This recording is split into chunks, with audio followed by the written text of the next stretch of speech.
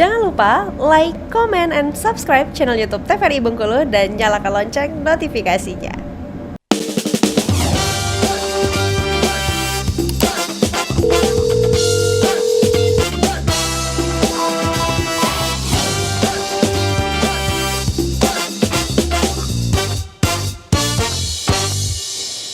Ya pemirsa, Anda kembali menyaksikan Dokter Kito bersama Kito Sehat edisi hari ini dengan tema adiksi, konseling, dan rehabilitasi. Dan tentunya kita masih bersama dengan Dokter Putri dan juga Dokter Bella.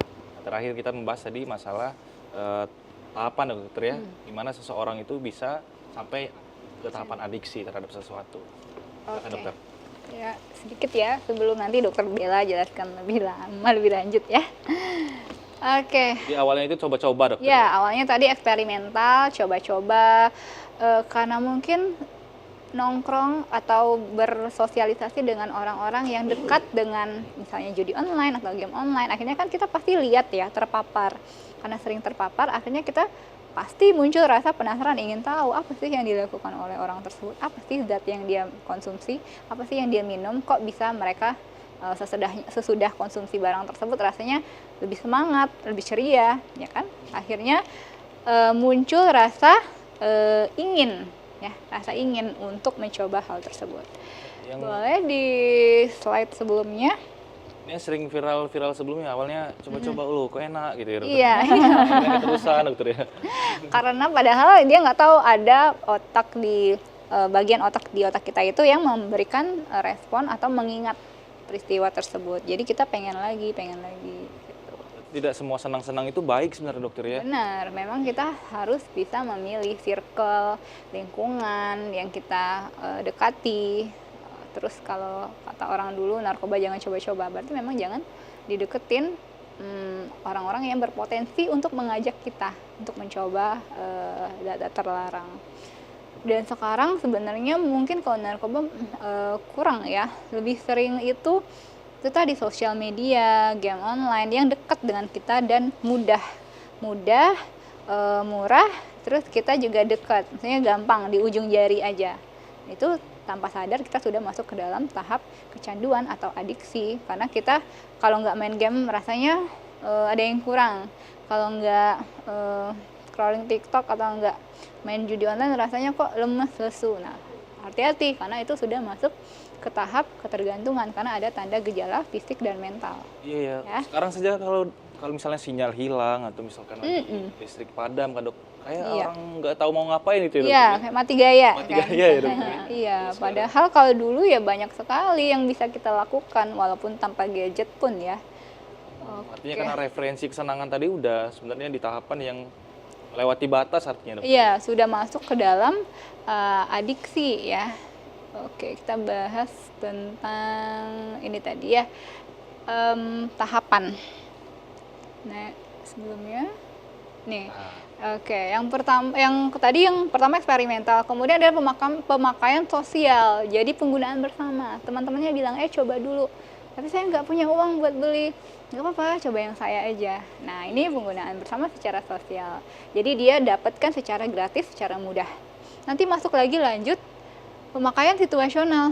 Karena dia sudah terpapar dan suka, akhirnya terekam memorinya menyukai zat tersebut ataupun hal-hal atau kejadian yang dia sukai. Akhirnya dia mulai mencari sendiri, aktif mencari sendiri.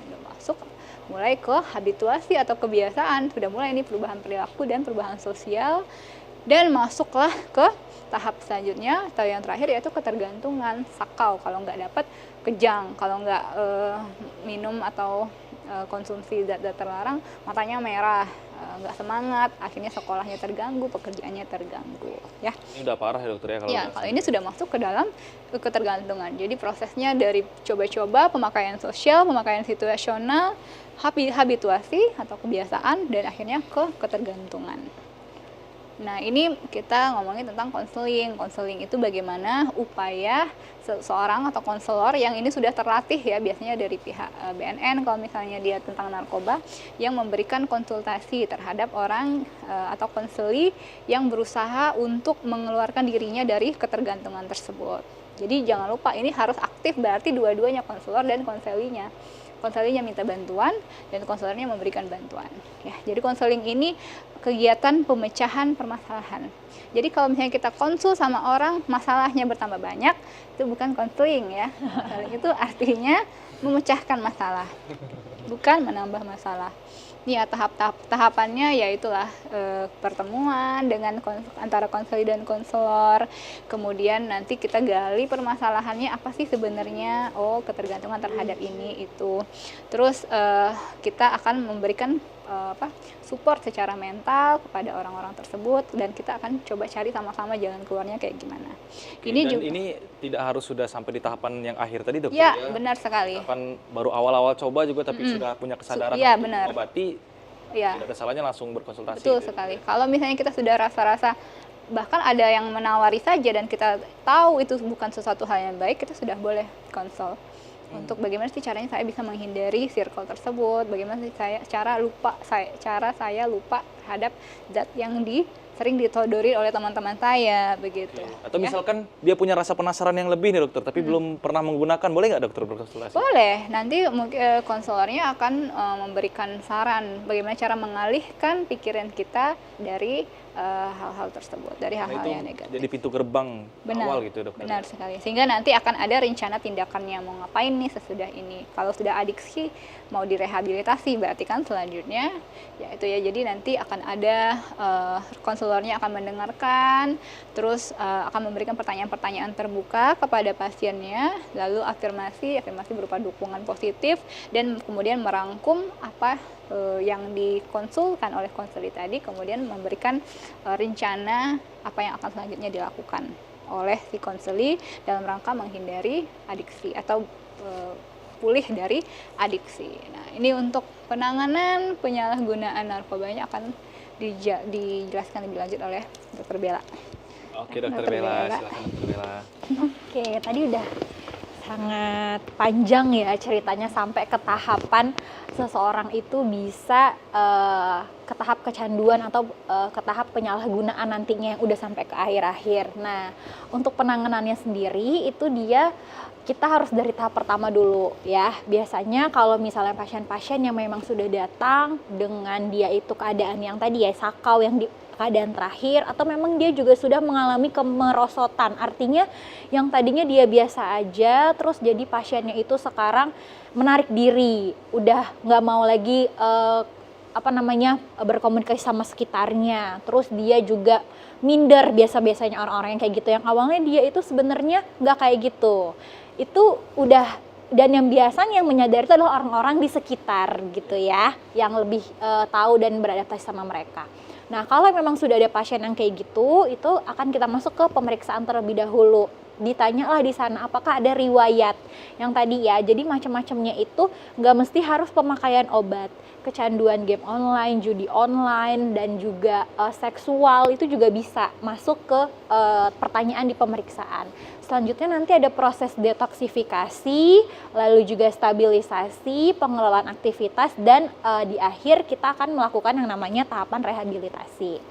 Nah, rehabilitasi sendiri itu adalah tadi ya awalnya kita udah tahu ini adiktif, terus baru kita konseling. Kan konseling itu tuh udah dikasih tahu udah gimana caranya gitu. Nah, di tahap akhir itu biasanya adalah program rehabilitasi, yaitu adalah program perawatan yang dilakukan oleh orang yang profesional di bidang adiksi tersebut, yang kemudian dia akan memberikan perawatan akhir gitu ya, dan pendampingan yang berkelanjutan. Jadi rehabilitasi ini sendiri juga ada beberapa tahapan, nggak langsung udah dikasih tahu, udah dikasih rawatan, tapi yang lama itu adalah pendampingannya sampai seseorang itu benar-benar bisa hidup kembali seperti semula di awal, seperti itu. Ini berarti tingkat lanjut dari konseling tadi dokter ya? Betul, jadi ada tahapan konseling, selanjutnya baru ke rehabilitasi. Nah, untuk prosedur dan juga mekanisme dari rehabilitasi tersebut adalah terutama ini untuk yang penggunaan zat-zat yang terlarang dulu ya.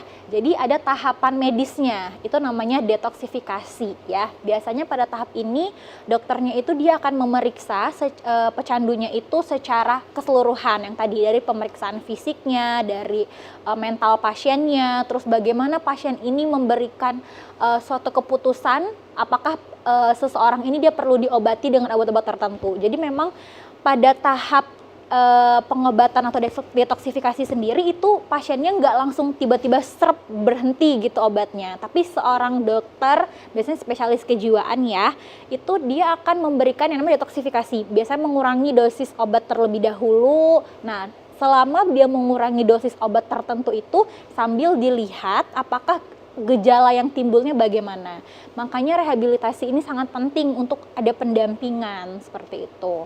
Karena kalau misalnya langsung berhenti tiba-tiba, itulah yang menyebabkan nanti adanya withdrawal syndrome dari obat-obat terlarang, menyebabkan adanya kerusakan organ yang lain, menambah gejala sakaunya lebih berat, tiba-tiba seperti itu. Jadi memang nggak boleh tiba-tiba putus obat pun juga itu ada gejala lainnya gitu yang menyebabkan efek samping lain juga. Itu makanya kalau dia secara pribadi ada keinginan untuk berhenti, tiba-tiba dia langsung stop, itu dokter biasanya akan gagal dan mencari lagi biasanya. Betul, malah itu akan lebih berat atau lebih berulang kembali seperti itu. Makanya kalau pada tahap detoksifikasi ini perlu pendampingan yang memang ada tenaga ahlinya seperti itu.